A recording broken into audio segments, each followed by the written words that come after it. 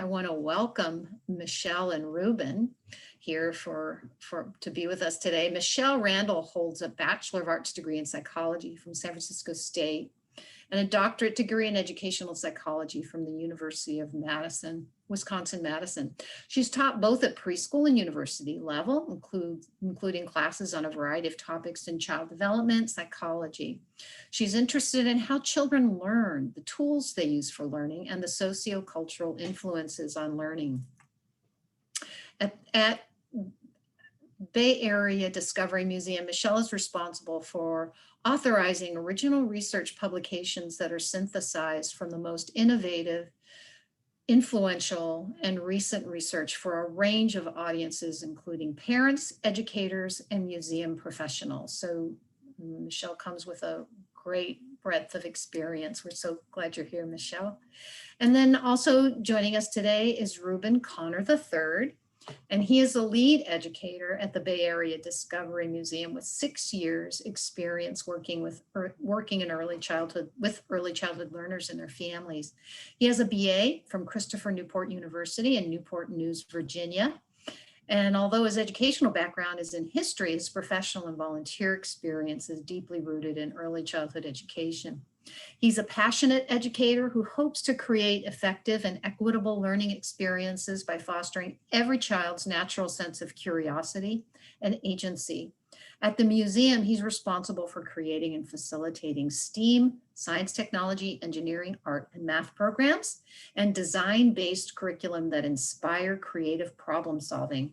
In his free time, Ruben loves to read, write, and create short films with his friends. Ooh. I want to know where we can see those, Ruben. That sounds really fun. I love that little tidbit. So please, maybe you can share those with us. Anyway, thank you so much, you guys, for being here with us today. We're so excited to have you and look forward to your training today. Again, welcome everybody, and enjoy seeing all of your faces when you can. And thank you for being here, and take it away. Great. Thank you so much, Beth.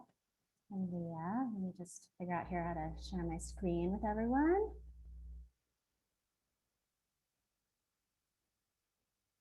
All right, you guys are seeing the slides, right, Ruben? We are. All right. All right, so thank you, Beth and Leah. Ruben and I are super excited to be here today. The title, as you know, is Think, Make, Try, introducing our youngest children to design thinking.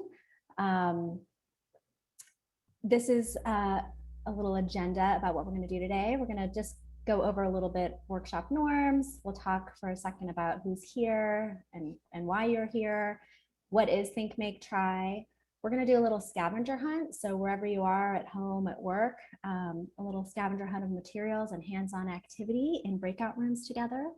And then we're going to give some tips for facilitating Think, Make, Try, and wrap up by 11:30. So in terms of norms, you guys have heard this already, and I think people have been on Zoom for a year, so we know the deal, but we'll just go over them again. So when you're not speaking, keep your mic on mute.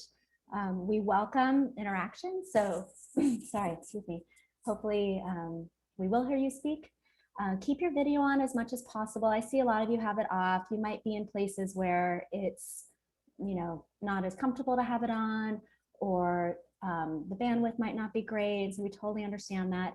But especially at the point where we do breakout rooms, we'd love to see you and have, it facilitates better interaction if we can see you. So if that's possible during that time, that would be great. As Beth said, as much as possible to be present and engaged. If, distractions do happen. I think I might have heard even some children in the background, and that's okay. Maybe you can invite them to join during the activity if you're around children. When we do speak and interact, we'd like everyone just to be mindful of allowing a balance of different voices. And so, make sure to give opportunities for other people to ask questions and make comments. And then just assume the best intentions of all participants, of both Ruben and I, and then of anyone else who asks questions and makes comments. We're trying to be as inclusive as possible, and we don't want to, we hope no one is taking offense. And if something isn't sitting right with you, definitely send us a chat and let us know what you're feeling. And so on that note, we'd love for you to use the chat and ask questions. We'll be monitoring the chat throughout the talk. And we want to make sure that you all get the most out of this. And so that's a way for us to know that, you know, we're hitting the things that you care about. So questions about things that don't make sense, you know, deeper questions about how things work that we're talking about, we welcome it all. And there'll be some natural points throughout the talk where we'll ask for questions, and then otherwise just pop them in there at any point, and we'll also try and save time at the end. But, all right, this is just a little icebreaker. Because there's so many of us here, we can't really go around and, you know, and ask everyone to introduce themselves, but we love to just, you know, get everyone a little bit loosened up. So take a peek at these little dogs here, and maybe type in the chat the number of the dog you're feeling. This also reminds people of how to use the chat. If we can do this too all at once, which is fun too, if everyone just wants to type it in. Oh, there we go. They're all going. Lots of 9s. Yeah. 1 and 4 combo over here. I love it. I love it. Super fun. 6s and 5s.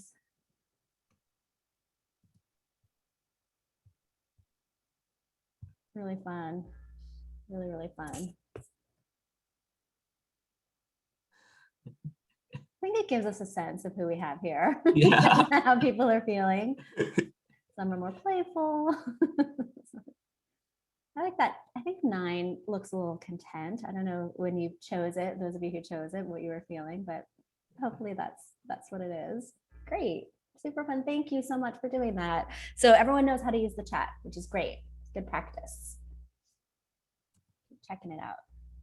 So this is data from those of you who completed the survey, I guess when you signed up, about why you were attending today. It's just a little snapshot. Not all of you completed it, and more people signed up after we put these charts up. But just to give a little sense, you know, about a quarter of you are supervisors, 20% approximately preschool childcare providers, home visitors, family advocates. 56% said other. And you can see you were allowed to choose more than one category here. That's why they don't add up to 100%. I think a lot of those others are parents.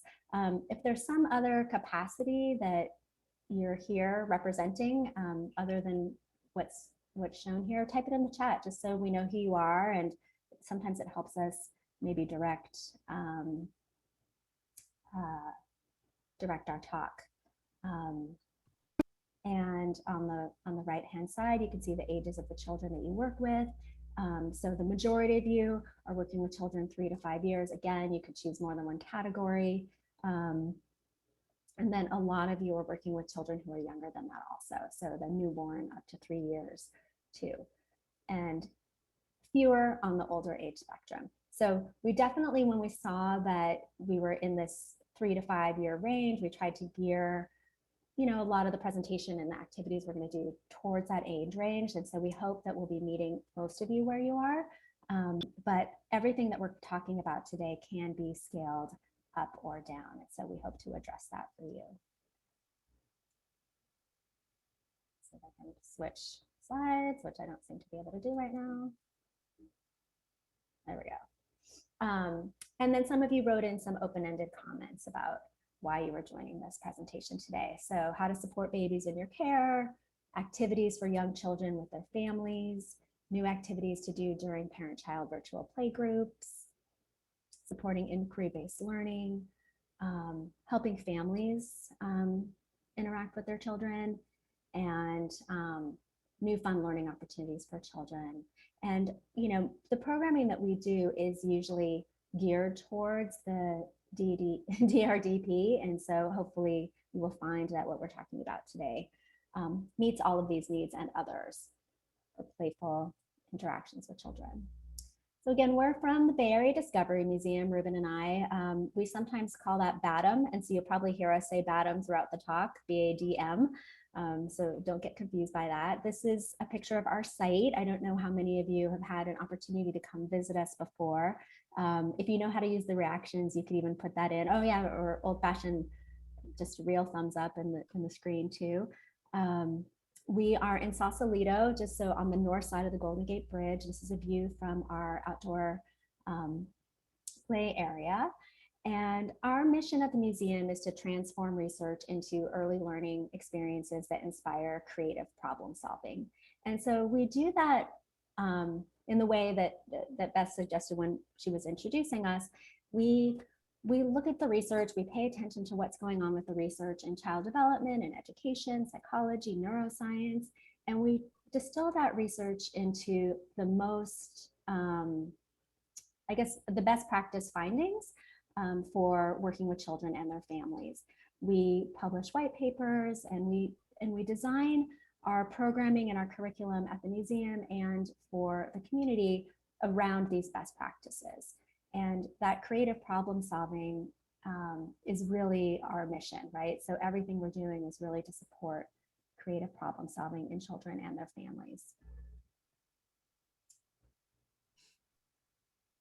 So Think, Make, Try is BADM's signature engineering framework. And at BADM, we think about engineering in early childhood as creative problem solving. And so that's the link here for these two things. And during the engineering process, children are able to express their creativity, collaborate in planning, use different materials to try something new, test out their ideas, and then they can redesign. And so it's a very creative process in building and designing. And we believe, and research suggests, that the underlying cognitive skills that are necessary for this Think, Make, Try engineering process are used not just for engineering, but for all types of learning. And so what that means is, we're using executive functioning in our planning, we're using collaboration, spatial skills are important. And so the underlying skills that are important for Think, Make, Try are really important for all types of academic learning, so math and science and language art, but also for that social emotional development and collaboration with family and peers. And importantly, these underlying skills can be facilitated in the youngest of children, right? So this isn't just a process for older children. Sometimes we think of engineering as something for, older children and adults, but really those underlying skills are what we think are important and can be facilitated in the youngest children. And so BADM's Think, Make, Try framework involves 3 steps that occur in this ongoing iterative cycle. So the first is think. We think about a problem and we brainstorm possible solutions, right? So let's see, I'm trying to think of something simple that's not like a classic engineering design. So maybe it might even be, I have to bring lunch to work today, that's a problem. Like, what am I gonna do? So you brainstorm possible solutions. I don't have a lunchbox. I don't know what to do. What do I have around here that might work? Then you make or you build a physical model of a possible solution. So I don't have brown bags like we used to use in the old days. I don't have a lunchbox. What can I do? And so, you wander around the house and you try and find something that you can rig up to become this transportation mechanism for your lunch, right? And then you try it out. You get your food and you put it in, you might have a box, you might have a tote, you might have, I don't know, it might be just your regular purse, you might have a camera bag, you might find some crazy things, and you put your food in and you see how it works. And then it's an iterative process. So if it doesn't work, maybe you grabbed a camera bag and you realize it's not big enough, you can't fit your water bottle in it, or you're worried that you have, soup and it might spill in there, and then that won't be great for your camera. So then you try again. And so it's this iterative process of thinking about a problem, developing some prototype or a model or a way to solve that problem, and then trying it out to see if it works. And so we can use this. So I was trying to pick an example that wasn't like specifically engineering related, because I wanted you to see that this process can work in any area of our lives, not just if you're, designing a water treatment system, if you're that kind of engineer or building a new bridge. And thinking is really this process that's an embodied process. It doesn't just go on in our heads, but we learn with our hands, and we pay attention to our environment, and we play with objects, and thinking really is this embodied experience that's very hands-on. And making isn't just about the building of something itself, but it's often about the interactions that we get to have with other people, right? The collaboration, the discussion, making alongside another person or sharing in that responsibility of making. And then when we try, we're learning from the outcomes, and the outcomes are sometimes unexpected, right? We might have built something or, picked a camera bag for our lunch, and it didn't quite work out how we thought. We had a little bit of an unexpected outcome. And sometimes the outcome could be negative. Sometimes that unexpected outcome could be positive. And then we try again, and we work with what we've learned. Other questions so far? I'm not looking at the chat. All right. So far, none. So far, none. Yeah. All right. It's a nice comment that someone said, my family had a blast there. At the museum. Oh, awesome. Yeah. I'd love to hear that. It is a super fun place if you're able to come join us. So Ruben, are you going to set up the video, or do you want me to set up? Yeah, I can take a stab at it. Perfect. All right. Hi, everyone. So good to be here and have this time to talk about Think, Make, Try with you all. So yeah, like Michelle said, we actually use this process like every day in our lives. It's a part of our life. And I feel like we don't realize that because no matter how small or big the problem is, we're still doing those 3 steps. And Michelle, you brought up that really good example of I need to make lunch, but I don't have like a lunch box or a bag. And that is really what Think, Make, Try is all about. Again, that could be like a small problem to solve, but it's still incorporating and using these important 3 steps. So now that we've kind of gotten a blurb of what Think, Make, Try is and what it looks like, we're going to have the opportunity to talk more specifically about each step of Think, Make, Try. But first, we just wanted to show you this short video called Fairy Tale Engineering. If that doesn't get you excited, I don't know what will. But you'll be able to see these steps in action. And this video was created as part of a series at the museum called Bringing BADM to You that consisted of several short videos centering around tips and playful activities families could do at home during the shelter in place last year. And this video used fairy tale stories as kind of this conduit to introduce and help facilitate this engineering design process. And we're gonna show it to you. So just some things to keep in mind.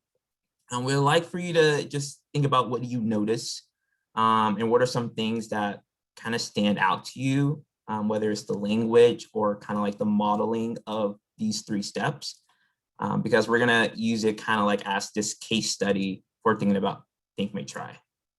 So yeah. All right, so I'm gonna play the video. This particular video is a tiny bit quiet. So you might need to crank up the sound on your computer, and we're also going to enable the closed captioning. So we'll have the text underneath, and I'm just going to be upfront that we haven't looked at what the closed captioning translates everything to. So there might be some funkiness in there, but it's probably more helpful than not if you're not able to hear. All right. Hi there, I'm Ruben from the Bay Area Discovery Museum, and I'm here today to share with you a very fun and exciting engineering activity that you can easily do at home. And it starts with a fairy tale story. Once upon a time, there were 2 elephant friends who lived on a very beautiful meadow. And every morning, they would have to cross a bridge that was over a river in order to get to the other side where it was plenty of grass for them to eat for their breakfast, lunch, and dinner. And every morning, as they would cross the bridge, their large feet would make a loud stomp, stomp noise. Unbeknownst to the elephants, there lived a mighty troll underneath the bridge. And every morning, as they would cross the bridge and make the loud stomp, stomp noise, it would disturb the troll and wake it up from his sleep. And I don't know about you, but I know if I was woken up by a loud noise like that, I would not be okay. And Mr. Troll was not okay. So, the next morning, as the elephants prepared to cross the bridge for their food, they saw a large sign posted right before the bridge that the troll left the night before. That said, "No stomp stomping over my bridge. Stomp stompers will be eaten." So at the museum, we like to say that engineers love to do two things. The first thing is that they find problems. The second is they solve those problems. And they do this by doing something called the engineering design process, which has 3 steps. The first step is engineers have to think about a problem that needs to be fixed. The second is that engineers make a solution for that problem, maybe by using a hammer. And the last one is that engineers have to try out their designs. They have to test it out to see if it'll work or not. And so, my friends, in order to do the first step, which is thinking about the problem, we'll have to go back to the story and think about the problem that both the elephants and the troll face. Do you all remember it? Yes. The problem was that the elephants needed to get their food, but to do so meant to wake up Mr. Troll, which was obviously not okay. So, how can we help out the troll and the elephants in this little predicament? So it's up to you on who you choose to help out. Next, we're going to spend some time thinking about some ideas of different designs we can make in order to fix this problem. For example, I decided to quickly sketch out some ideas I had. Maybe I could design another bridge that would be further away from the troll. Or maybe I can design some earmuffs for the troll, that way he won't hear the elephant stomping. Or I could even design some house slippers for the elephants, that way their loud stomping won't be so loud. If you don't feel comfortable sketching out your idea, you can just say out loud what you plan to make and how you plan to make it. And then next, we can finally start looking for materials we can use in order to help make our design. So look around your surroundings, your home, and see what you have lying around you. I know I have some empty food boxes, some pipe cleaners, some egg cartons, but you may have some cardboard, some paper, maybe some foil. After you have your idea and your materials set, we can finally move on to the second step, which is make the solution. And I think I'm going to make the earmuffs for the troll just because that is like the first design that I think I can build right away from the materials that I have. And then once you start making your design, you can talk about the process of it. Like, is there something challenging, or do you need help putting a piece on? And then once you have your design ready, you can move on to the final step, which is to try it out. Come on, Mr. Troll. Let's see. So I'm going to put it over his head and see if it fits. Does it stay though? No. So I think I have a little bit more work to do for my earmuffs. One last thing to note is that if your design doesn't work out that great or the way that you hoped it would, it's okay. You can always go back to your idea and think about ways that you can maybe alter it a little bit or change it completely. And then you can try it again. All right, my friends, I cannot wait to see what you all come up with. Make sure you have fun and be sure to share with us all the cool designs from this activity. All right, my friends, take care. See you soon. All right, Mr. Troll, we're going to try again, okay? All right. Thank you so much, Michelle. All right. So, I'm Ruben. Again, that was a lot in that one video. So I feel like we can like break it down now and just really think about what each step consists of. I noticed in the chat that Ellen, you said you like the choice of giving them the option of like who to help, either the goats or the troll. We're gonna talk about why we find that to be the best interest for the children soon. So I'm glad you brought that up. But just to start off, with. We're gonna have fun with this. So you notice in the video that I use some helpful hand gestures to kind of demonstrate the steps. And that's intentional. We find that doing hand gestures help kids remember what each step consists of. And so for think, we like to point to our brains and say, think. Can we all do that together? Think. Awesome. And so the reason why we use this hand gesture is because this is the point where we're actively using our brains to start identifying and articulating our understanding of the problem or problems. Because there could be more than one that exists in whatever story or situation you're trying to solve. For fairy tale engineering though, since we're gonna be using that as kind of like the case study for Think, Make, Try, what were some of the problems you heard come up from the story? And again, it can be any problem that you heard. I said a few, just type them in the chat if you can. And let's think about this for a second. What were some problems that came up from that story? And like the elephants needed to cross the bridge. Why was this troll upset? And so when we start thinking about all of these different problems, we start like identifying and exploring these several problems, and it actually enables children desire to be helpful. And I don't think it's a secret that children love to be helpful. They love to help in the kitchen or the grocery store. If you give them, like at a young age, if you give them a broom and ask them, "Oh, can you sweep?" They actually love sweeping and cleaning, but then that kind of dies away when you get older. So they love to help and be helpful. And this step of thinking actively notice that fact and puts this level of responsibility and shows them that we value their ideas and contributions. And this step also develops empathy. So again, how would you feel if you were in the troll's shoes or feet, whatever feet that they have? Letting them think about, hey, if I was in the troll's shoes, how would I feel if I got woken up by a loud noise? And I don't think I would feel okay with that.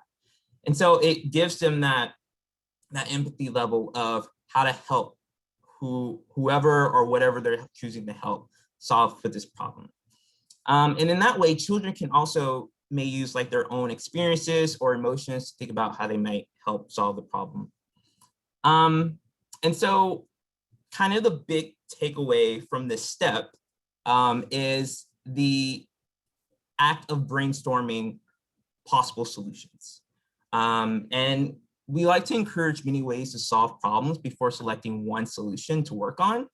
And for fairy tale engineering, some of the problems, again, you all listed in the chat, the elephant's loud stomping noise, the elephants need to get the food, the troll couldn't sleep. Yeah. And so it's here where we talk about those problems and try to understand the different aspects of the problem or emphasize with the person or thing or character with the problem. So again, it's giving them the choice of who or what they want to help. That way that can lead into the really thinking down to the nitty gritty of what they're going to make to help that character or thing. And so, yeah, it just gives them that choice, that creative ownership of who they want to help. And we like to kind of offer them this way of brainstorming possible solutions and thinking about what to make by doing several different things. There's many ways to think about a problem. You can draw or sketch. For older kids, you may suggest to make like a blueprint of your design. You can play with the materials, you can talk it out. You don't even have to talk. You can just quietly like think about what you want to make. And this gives them the opportunity to really think how they want to think, and meeting them to where they're comfortable thinking in that kind of like landscape. So giving them that choice again. And most importantly, thinking is about planning, and we like to emphasize the importance of thinking and planning because it encourages children to take time and thinking about their ideas and explaining them by intentionally asking reflective questions or allowing time for conversation about ideas. So that is 5 minutes, what think is and why we do it. And then once you finish like brainstorming all of these possible ideas, you're finally able to start like selecting the materials you want to use and figuring out which ones work or which one doesn't. And then that briefly leads into the second phase of the process. But before we continue with make, are there any questions for the think step? Ruben, there's a question in the chat about why in the video we gave 3 examples of the model, because it might influence children to copy those examples rather than to come up with their own. Yeah, that's a great question. So usually when we do these kind of activities, we do think about giving them we do think about giving them like kind of like options or examples of what to make, just because we found that if we present this problem and don't give them any kind of ideas of like what to make to help solve it, they may not know how to start. And this can be, again, based on like an experience level. Because when sometimes like when we ask them, ooh, what would you do like if you got woken up by a loud noise? Maybe they haven't been woken up by a loud noise. So like how do you get that thinking started by presenting maybe an idea or two? And that way it kind of starts them off on the right path. And you're not necessarily like telling them the answer, because you're also saying that there are several ways and like methods of like helping solve these problems. And with the certain characters that you're supposed to be helping, they're able to take it from that idea that you show them and then come up with like their own. So to answer your question, that does happen, but then it's kind of up to the facilitator or the adult saying, I wonder if there's another way that we can approach this problem. And then you could think about, again, the different aspects of the problem, if that answers your question. I think that's great. I would just add in too, Ruben, that this has come up in different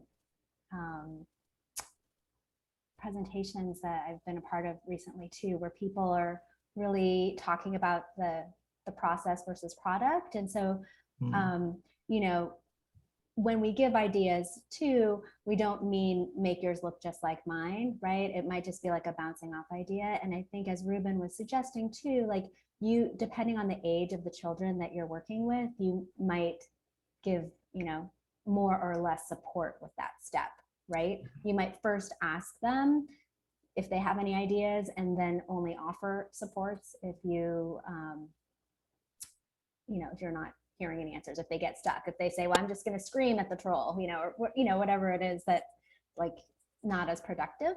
And so you can pay attention. And I think, and then probably just practically too, for the video, we're trying to give a little bit more guidance, right? If people are coming to watch the videos. Other questions for Ruben, for me about think?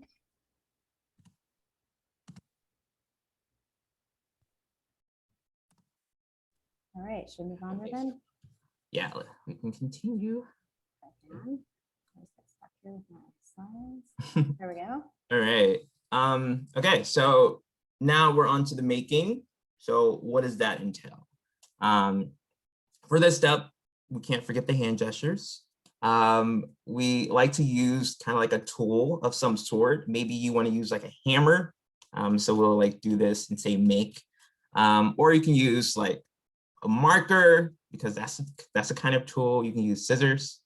And these hand gestures demonstrates that this phase of the process is very hands-on and active. And speaking from experience, I feel like this is where children start having the most fun, because they are finally able to interact more intentionally with the materials that are available to them and see their ideas come to life when they're building, when they've started like making their design. And then in this step, each child combines materials in different ways to build their idea that they plan in the thinking step. But as adults, we know that sometimes you don't stick with your original idea. And a child may want to help the elephants by building a swing, over the river, but may soon realize after the start of making, they want to make another softer, quieter bridge. And since children are actively playing with the materials during this step, they may find out a better way to solve the problem, or even what's possible and what's not. And that's totally fine, because we know ideas often change, and it's all part of this process.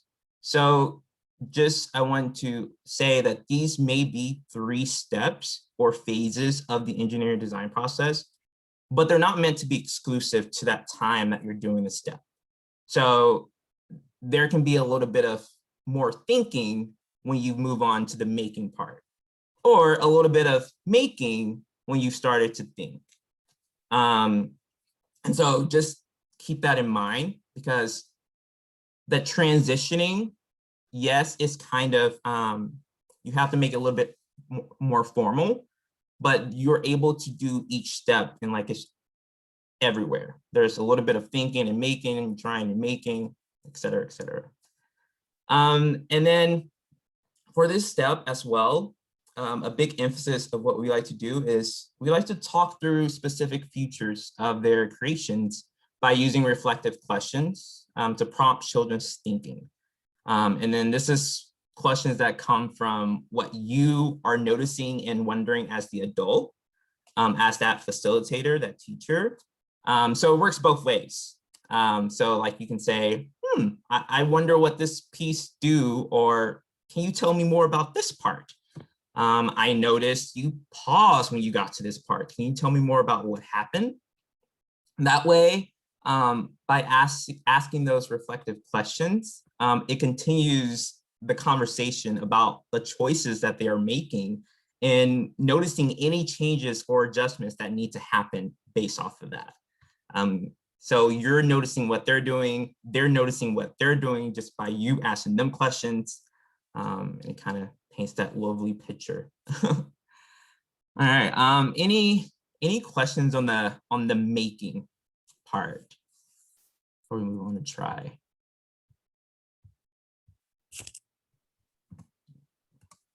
Nothing yet in the chat. Feel free to unmute yourself too if you just want to say it out loud. Do we use, okay, I see you asked that question. Thank you. Okay.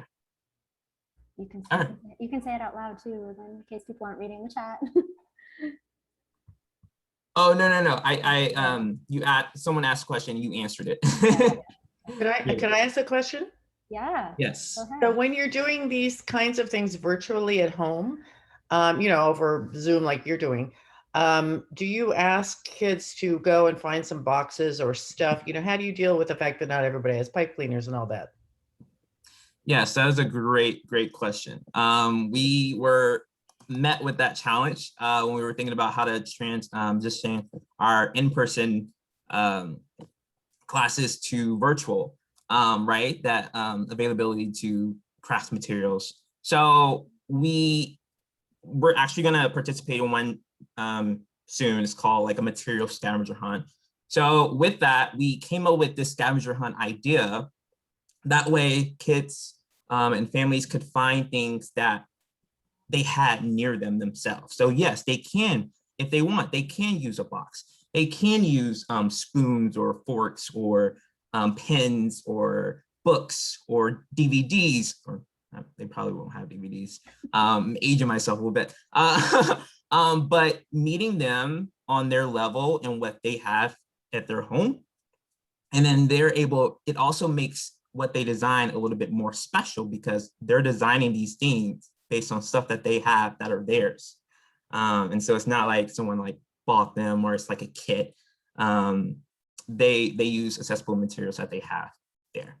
And let me just follow up with one more question on that. So would you, say if you were teaching a workshop, would you ask them to do that ahead of time and hope that most people did or some did? Or would you pause for the scavenger hunt at some point, do a 5-minute break and then give, how would you do that? Both. So we do have to like think about if they didn't do the scavenger hunt beforehand, we send the video in it's like a PDF format of prompts of what they could like find. And so, yeah, we asked them to do it beforehand, but before the workshop starts, or if we get a feeling that they don't have the materials near them, we will stop right before we go into this process of saying, hey, we're gonna now be thinking about what we want to make, but we need some materials first. So let's spend about 3-5 minutes looking for some. And then we do a mini one there. And you're gonna, as Ruben said, you're gonna have an opportunity to do this in a few minutes. We're gonna have you guys do a scavenger hunt. So you'll get to try it out yourself. Yeah. Awesome. Any more questions? Thank you so much, Emma. I have a quick question. This is Zoom, but I'm guessing, you know how sometimes the first reaction is to say, I'm going to get, like you said, the hammer and smash it. What are some of your suggestions on how to redirect? Because I liked your I wonder and can you notice and stuff. Because, you get exuberance and then it's, I'm going to kill the troll. And yeah. So yeah, Gail, that's funny because I mean, we get that a lot. I experienced that a lot in our last workshop for bridge building. But yeah, again, their ideas go, they think about all these different ways. It's funny because one kid actually said, I'm gonna use like a nail, hammer and board to make a bridge. And then we just kind of like redirect that because this was like second grade. And then we like, so I wonder if using the nails and the hammers and the wood, that you'll need like some adult supervision. I wonder if your caregiver will be okay with that. I wonder if you can use something in the meantime that will take less time, since these are prototypes. These are just models, so you're not actually building the real thing. I wonder what else you can use instead of so-and-so materials. A hammer, if they want to use a hammer, again, you know your age. I've suggested like them using like if they want to like do this like method right here, you can use a shoe of some sort or a pen, just kind of redirecting their material choices. And to answer your question about, oh, I'm gonna kill the troll and be done with it. Again, redirecting like the empathy, like, so if you're in the troll's shoes, you didn't ask for the elephant to cross the bridge in the first place. You just want to sleep. So I'm wondering if we can like think about how the troll may be feeling and how that would not be okay for the troll. We've had that a lot because it's a troll. All right. Okay. So for the sake of time, I'll move to the next part. And then again, if you have any other questions, you can put them in the chat. So we've done thinking a little bit, we've done making, and now we get to try. And again, these steps are not exclusive. Students, children may try this out in the thinking or the making, but again, to formally acknowledge that next step of try, we like to just use the hand gesture, or I guess shoulder gesture, of shrugging our shoulders and say try, because we don't know how it's going to work out. This is the point where children can test out their designs to see if they address the original problem in the way that they thought. So if you saw, when you saw in fairy tale engineering, when I tried the headphones and they obviously didn't fit, that is an aspect of retooling and thinking about how to rework my design. That way they can fit and that they can be properly put on the troll's ears. And so this is, again, the step where they're able to see what's working and what doesn't. And most likely, they'll find that some aspects of their design work as expected and say, I'm done. And this role of knowing that this is an iterative process, we asked them, how can they refine and make maybe improvements on their design if it works out the way that they want it. And if it doesn't, then, I mean, it's easy to kind of redirect them and say, let's think about what worked, what didn't work in your design. But I feel like the most tricky part is when the design works, how to get them back to like the thinking part and making them rethink about their design.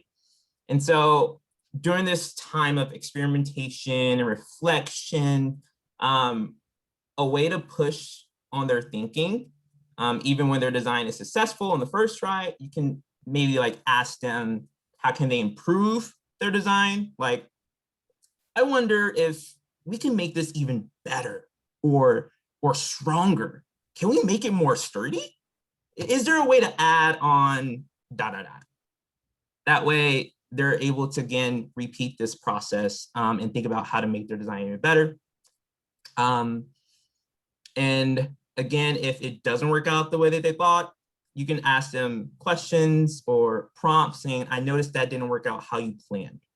What might you try next time? Again, anything that gets them back to that thinking part. And this models like that things in life, right? Like things don't need to be perfect. And that needing support and revision isn't bad. It isn't a bad thing at all.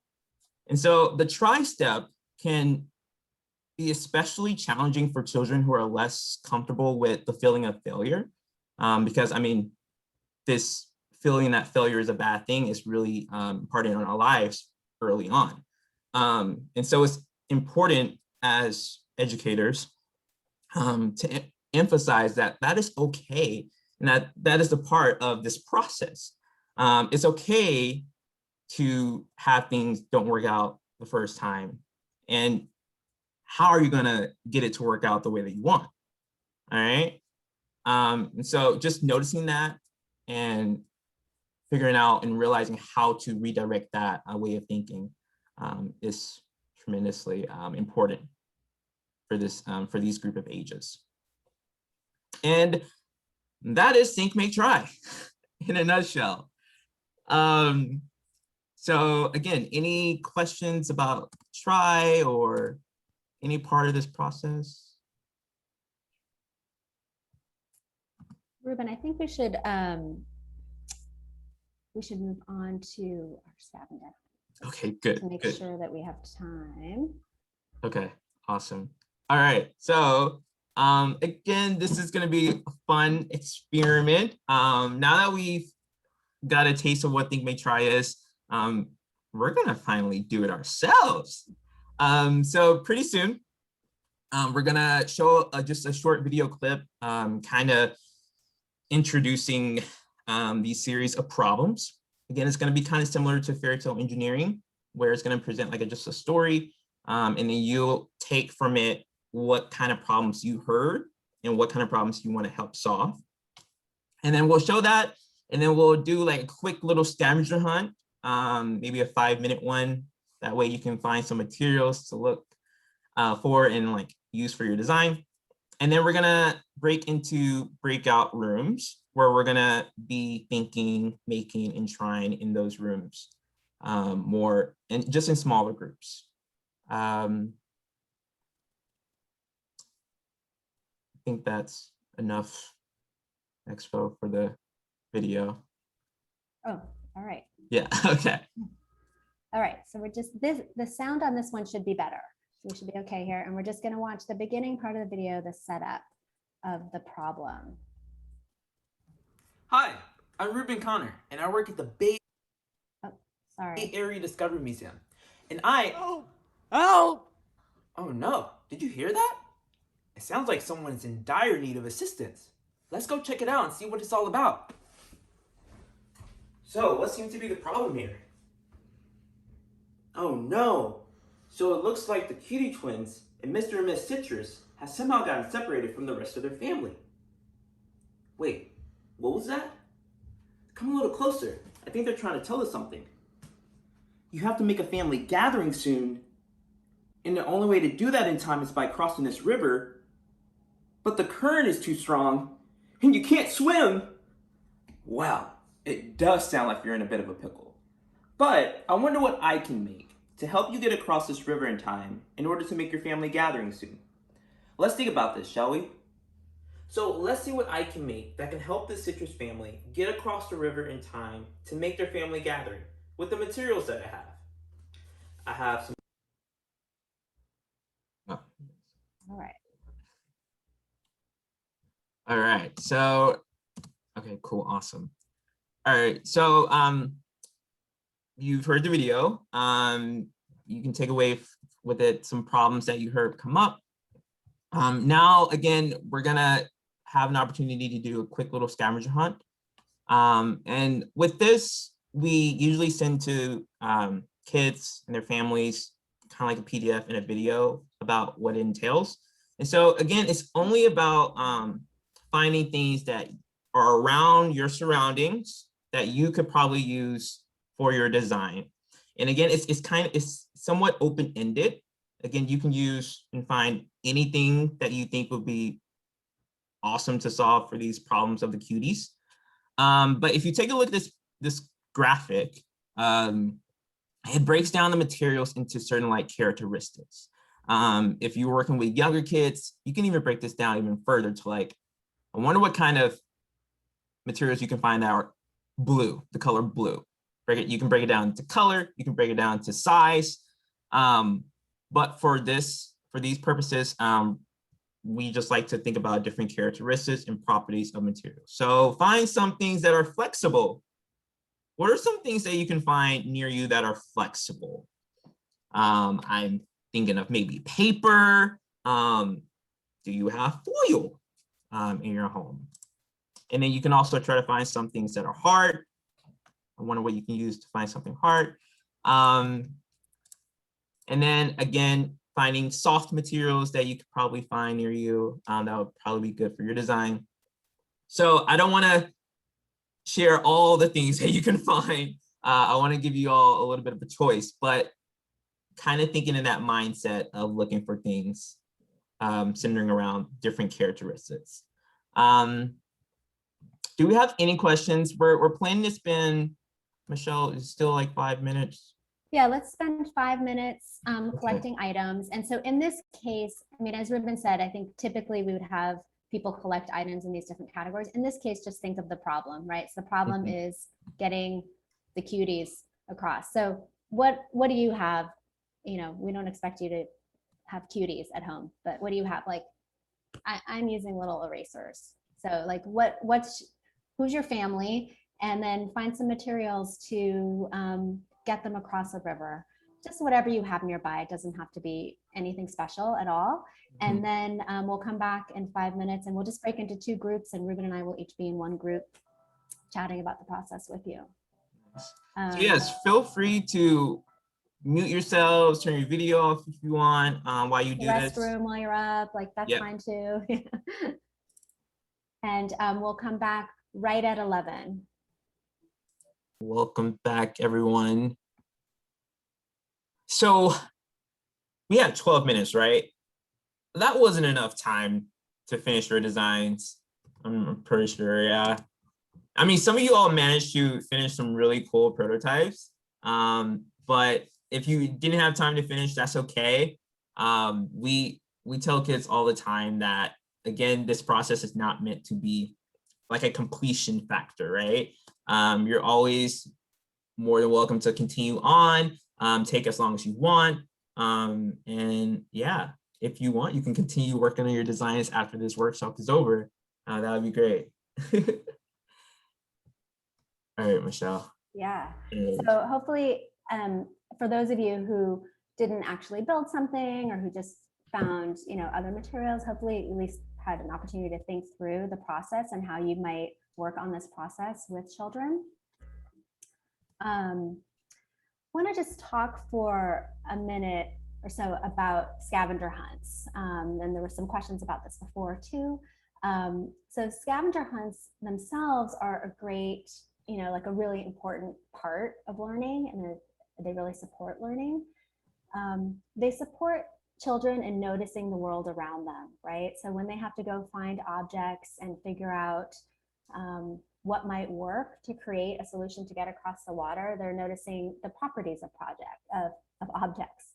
And, that idea about, are things flexible or soft or hard, and, the different properties of objects, which is a great skill. And so the scavenger hunt itself, right, is this activity where you're engaging in thinking about the materials. It also encourages them to think flexibly about the world around them and the objects that they have around them, right? And so in my group, people found some objects around their desk or their house, and we're thinking of ways to use them differently, right? And so you're thinking about how things can be used in multiple ways. And flexible thinking is really important for creative problem solving, right? So being able to use something in a way that maybe it wasn't intended to be used. And it helps children to be more resourceful and adaptive, right? And so, there was a question earlier when we were talking about the scavenger hunt, like what if you don't have these kinds of materials, right? And so it helps children to think flexibly, like, oh, if I don't have tape, what could I use to get these things to stick together? Is there something else I can use instead? And so that's really important. And then it also helps bring everyday materials into the creative process, which I think is really interesting. And it really helps children solidify the external world with themselves and create that connection. And I was suggesting in my group too, if you're educators or if you're parents, either way, just thinking about having a space for collecting those everyday materials that might be used for these kinds of projects is a great idea. And I'll talk about that again in a minute too. And then the scavenger hunt also provides opportunities for collaboration. And so you can work together, communicating and collaborating on what kinds of materials you might collect. It helps build relationships between adults and children, or children and children, right? They have to think together about what materials they might want to use. And so the scavenger hunt itself is a really important activity to integrate into this think, make, try process. See something here in the chat. Oh, people are just leaving. All right. We don't have that much time. I'm going to skip this video, but we'll talk at the end about where you can find these videos, but now I can't skip it. I'm trying to skip it. I'm not having much control over my slideshow here. Sorry about that. These videos are online and we'll tell you about them after. But I do want to show you this video. And so a lot of you work with younger children. And so I want to show you another video that will really help illustrate how you can use this process, and in particular language, with youngest children to sort of embody this practice of think, make, try.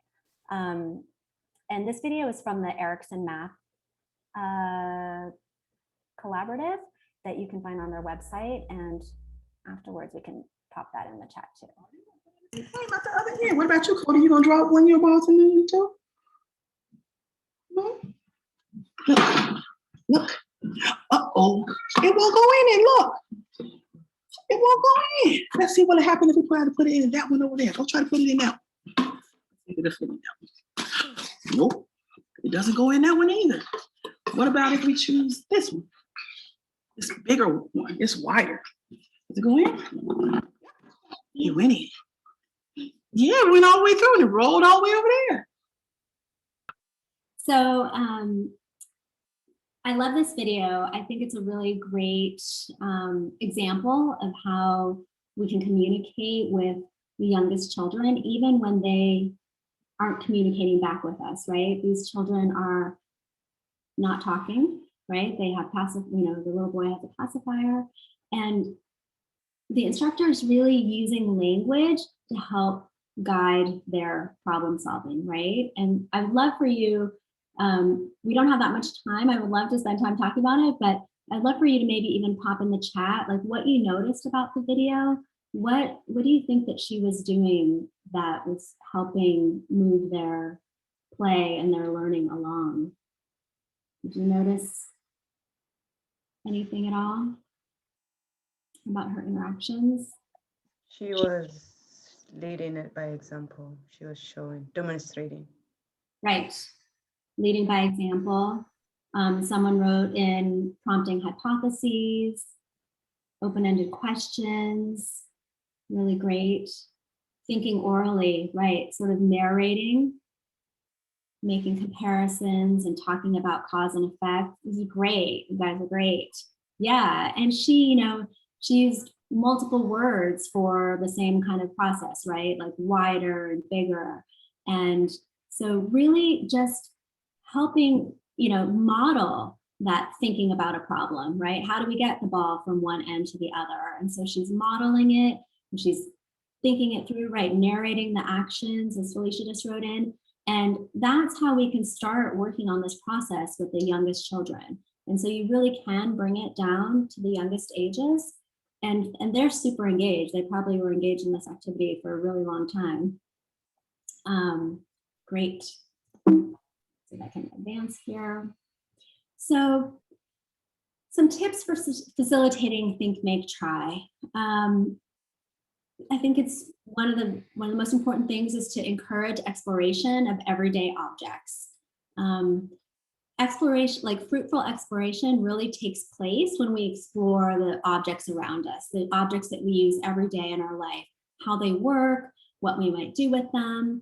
And both children and expert designers use objects to inspire their imagination and as ways to design new worlds and new things in their world. And so, use a banana as a telephone in the old days when we used to have like receivers, right? And you can use anything, right? I've used these glasses already in my group, but I can use these as a microphone. You can use anything in your world to be something else. And that's really important for creative problem solving and facilitating that creative experimentation with the world around them. And so our role as adults is to help facilitate this, to help children notice things around them, to maybe ask them about characteristics of objects, and really help them think flexibly about the things that are around them. The second thing is to create space for exploration and experimentation.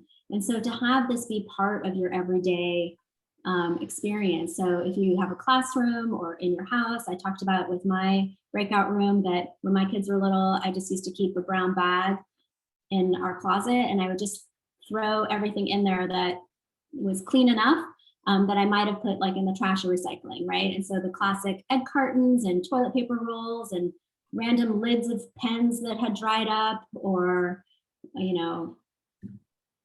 I should say, maybe you don't want to do this, but wine corks, like anything around that you might have thrown away or recycled, like this tissue box, when it's empty, that might go in there. And my kids would just dump it out on the floor and, create super interesting things with them, or they'd have some idea of something they wanted to do and they'd immediately go to that bin and that recycle bin. And so I really encourage you to create that space for exploration, have a box or a bag in your classroom or your house that really, that kids know that they can go to create something. And so when they have a problem and they want to try and create a solution, they might go there on their own, or you can prompt that and just really encourage that creativity. Again, you can also do the scavenger hunts at any point to go find more materials if they don't have exactly what they need in that space. The other thing is to keep projects and activities open-ended.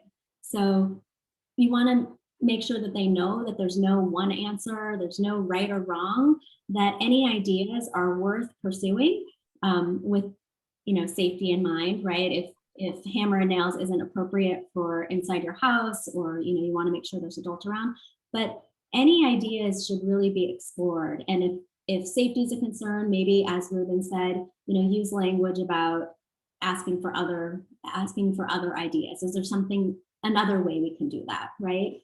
We can't use a hammer and nails right now. Can we think of another way that we can build something together?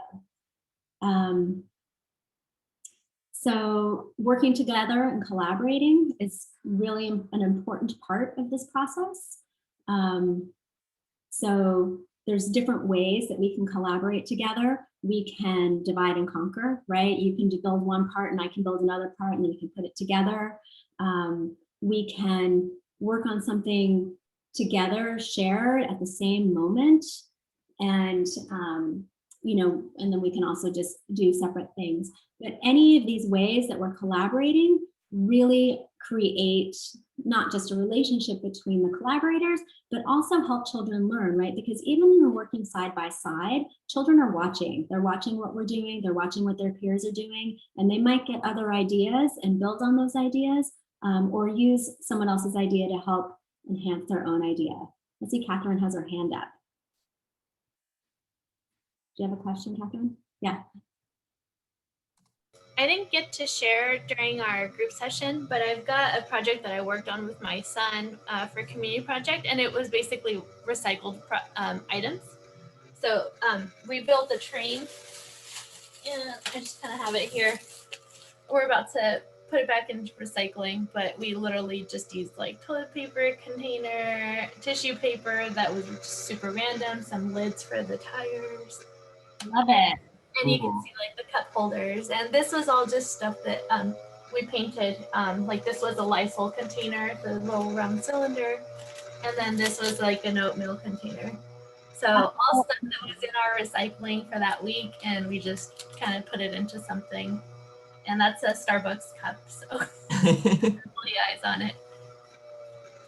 It was just kind of relevant, so. I'm not sure if I'm frozen. If everyone else is frozen. Oh, yeah. We can at least hear you, Michelle, so. All right.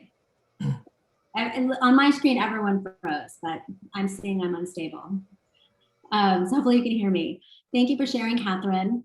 So the last thing is prompting through questions and conversations. And so Ruben was doing a lot of modeling of this, and this is something that's really important in the work that we do at the museum. And so those standard questions that we use a lot are the ones he was modeling. I notice, I wonder, have you thought about trying something different? And so that prompting through questions and conversations really is important for facilitating think, make, try.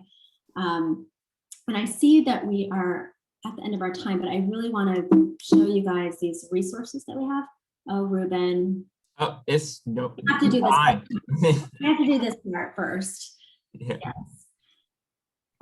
Go ahead. You can introduce. Oh, okay. Oh, so for the sake of time, I'm just gonna do this real quick. Along with the hand gestures, we also have a song that we can help sing, that will help us remember the 3 steps. And it goes to the tunes of The Wheels on the Bus. So I'm hoping that as I start singing, you all can like join in, because it's a song that we probably all know. But if you don't, it's fine. But it goes like this. We are designers who think, make, try, think, make, try, think, make, try. We are designers who think, make, try. That's how we design.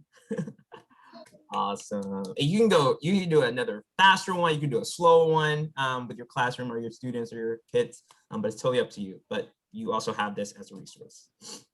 Thank you, Ruben. And I see you're here. I just want to show this last slide. Online, so I mentioned that at the beginning that we have publications and resources. Most of the things that we create are free and available to the public. And so you can see on the left, we have a page of teaching tools, we have parent resources, we have our publications. And I encourage you to go online and explore at bayareamuseum.org and find these resources. And then for those of you who are educators, we do have programs that are available for booking that you can also find online and get more information.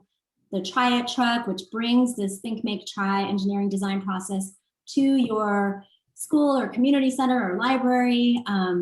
And then we do have STEM, are we calling them STEAM now, workshops, Ruben? Yeah, Yes. STEAM workshops, and you can find that at the educator section of our website. And I'll put up this slide. Thank you so much. Yeah, so we'll be sure that we'll send out all of this information to everyone, that you have links on how to get to the website and all of that. And we sure appreciate you being with us today, Michelle and Ruben. It was really great and informative. I know Leah and I were talking a little bit about how fun it is she's got little ones to try it with and some of these things with. And I actually sent the link to somebody too. So it's really pretty cool. So we thank you for being here. We thank everybody for joining us today and to being with us. And we look forward to seeing people at our participants at the next training that we do. Thank you so much.